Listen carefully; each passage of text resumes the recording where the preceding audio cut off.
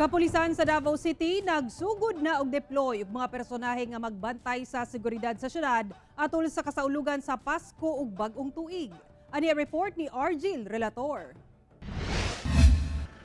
Nagpahigayon og send-off ceremony ang Security and Safety Forces sa Davao City ng gilangkuban sa Davao City Police Office, Task Force Davao, BFP, PCG, PSSCC, CTTMO ug uban pang ahensya nga mo'y i-deploy sa Kapaskuhan ug bag-ong tuig.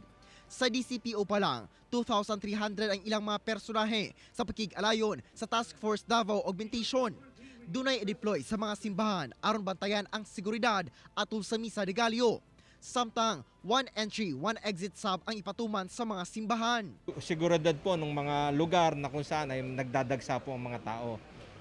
Gaya ng mga malls, parks, at siyempre pagsimbang gabi yung ating pong mga simbahan. Like the previous years na po natin, zero incident po yung ating mission dito.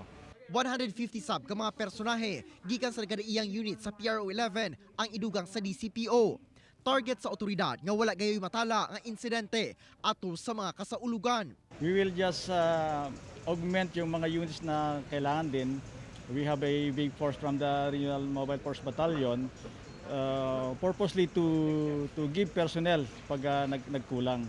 Ginabantayan na sab ang tanang entry point sa syudad batok sa magpalusot og firecrackers nga dugay nang ginapawal sa Davao City. Tanan nga convergence area, no, dapat ma-deploy nato public market, malls, even ang tourist destination kay family bonding this month family bonding makita nimo naagi na sila sa gawas. Kauban si Mel Colmenares sa kamera. Ako si Argil Relator para sa One Mindanao.